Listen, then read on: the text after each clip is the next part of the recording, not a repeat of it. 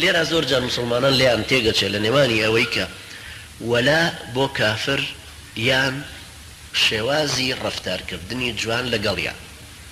ئێمە یەکەم جائز نییە بۆمان، یەکەمەکە کە عیبارەت بێ لەوەی یەک کافرێک ئەسراری مسلمانی بدەمێ جائز نییە. باسی چیرۆکی حاتەبی کوڕی ئەبی بەلتەعەشم جێڕایەوە دوێنێشم. جائز نییە بە هیچ شێوەیەک من لایەنگرێتی خۆم بە کافر خۆم بە قووەتر بکەم. جائز نییە خۆم ئەسرارێکی مسلمانانیان پێ بگێنم، پشتگیریان بکەم، مناسڕەیان بکەم، ئەوانە بە هیچ شێوەیەک جائز نییە. بەڵام بالمقابل تعاملی ڕۆژانەم بە شێوەیەکی جوان لەگەڵیانە ئەبێ هەبێ. مەسەڵەن من لە بازاڕە دوکاندارم، کابرایەکی کافریش هەیە لەگەڵ مایە لە بازار، هەموو جۆرە تعاملێکی حسنە وقولوا للناس حسنە. ئەمە قاعیدەی ئەوەیە، وقولوا للناس حسنە، بە هەموو کەس قسەی جوان بڵێن. ئەمە قاعیدە ڕێسایەوەیە کە ئینسان لەسەر ئەم ئەساسەوە تعاملی باش لەگەڵ هەموو کەسێک ئەکە. دێتە سەر ئاهەنگکردن و عیلاقات و زیارات و هاتوچۆکردنی یەکتری، مادام ناگاتە حەدی سەرخستنی مەبدەئەکەی، سەرخستنی دینەکەی. بۆیە فەرمووی لا ينهاكم الله عن الذين لم يقاتلوكم في الدين ولم يخرجوكم من دياركم أن تبروهم وتقسطوا إليهم. دادپەروەر بن لەگەڵیانە إن الله يحب المقسطين. چۆن ئێمە وتمان بەڕۆژووە بین بە ئەمەلی ئەوەی کە تەقوامان دەستکەوێ. يا أيها الذين آمنوا كتب عليكم الصيام كما كتب على الذين من قبلكم لعلكم تتقون.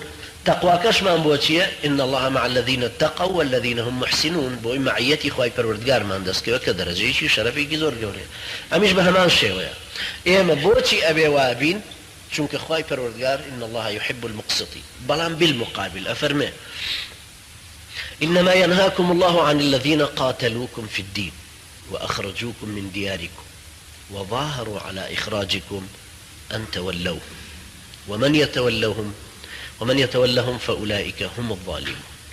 بەڵام خوای پەروەردگار نەهیتان لێکە، بەرهەڵستی ئەوەتان لێئەکا کە ئەو کەسانەی قاتلوكم في الدين بسبب دینەکەتان شەڕیان لەگەڵ هەڵگیرساندن و بەرپابوون لەگەڵ شەڕیان بەرپا کردو لەگەڵتانە. قاتلوكم في الدين وأخرجوكم من دياركم، لەناوچە شوێن و جێگا و ڕێگای خۆتان کردوونیان نەتە دەرێنە و دەریان پەڕاندون. وظاهروا على إخراجكم، دیسان شەڕ نییە خۆی بە مباشر هاتوێت تۆی دەرکردبێ، خەڵکانێکی تری هانداوە و توێتی دەریان کەن وەڵڵی مستەحەقیەوە لەم ناوچەی بیان کەنە دەرەوە، فەرق ناکە. ئەویش چۆتە ڕیزی ئەوانی ترەوە. ئەم کەسانەی کە ئەم سێ جورمەیان هەیە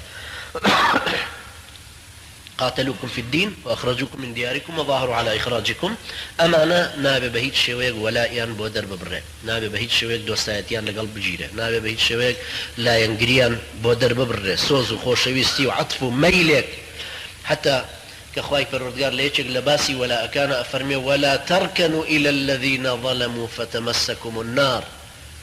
ركون أفرمي لناخي خوتانا لدلتانا بهيج شويق يكتوز مائل نبن بلاينا فتمسكم النار وهي سنة جهنم بسبب أول أجر لناخي خوتا يكتوز ولا اكتهبي بو أو كافر بو أو دا صلاة دارا كافرك دجاتي إسلامي كردو.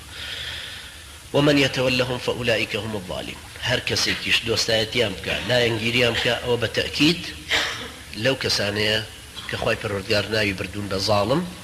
هنديكيش وصفي الظلم لقرآني بيروزا بمعنى مشرك وكافر هاتوا إن الشرك لظلم عظيم لكفر عظيم لظلم عظيم، يا ظلم جاري بمعنى الشرك هاتوا وهروها.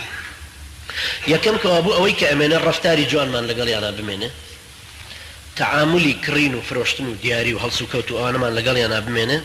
طبعا وتفصيلي إلى سنة نميزدر باسي بكم علاقاتي شباشيان لقلا أمينه. هروها صدقة كردن وبياوتي وشاكا كردن لقاليانا بو أوي قرهات وزانيم دراوسيكم هي كافرة يا موظفك لقل ما فراشك لقل ما يان لدائريك لمكتبك لبازار لقرك لهر وزعك لقل ما هي بشتو أنا تعاملي بنرمي وريك بيشي لقلابك شو فرق شيء وقتك دوای ماوەیەکی کە جەژن دێتە پێشەوە یان ئێستا کە سەرما دەستی پێ کردووە من ئەگەر بێت و قەمسەڵەیە بکڕم بۆ مناڵێکی ئەو یا جانتایەک بکڕم بۆ مناڵێکی ئەو بۆ من سەدەقە و ئەجرەکە هەر نووسراوە بۆ من ئەم پاداشتەی خوایی بۆ من نووسراوە لە هەمان کاتیشا ئەبێ بە سەبەبێک بۆی زیاتر دڵی ئەویش کەس بکەم بێ وەلای ئیسلامەوە زیاتر هەست پێ بکە کە مسلمان باشترە لە غەیری مسلمان ئەنجا مسلمانی ملتەزیم و تێگەیشت و لە دینەکەی چاکترە لە یەکێکی کرد ئەوەش دیسان جۆرێکە لەو تەعاملانەی تری کە پێویستە هەر بمێنێ هەروەها سەلامکردن لێیان تەعاملکردن لەگەڵ یانە بەو شێوەیە ئەوەش تەڵام بە شێوەیەکی مختصر ئەویش دیسان هەر جائزە لەگەڵ یانە کە بکرێت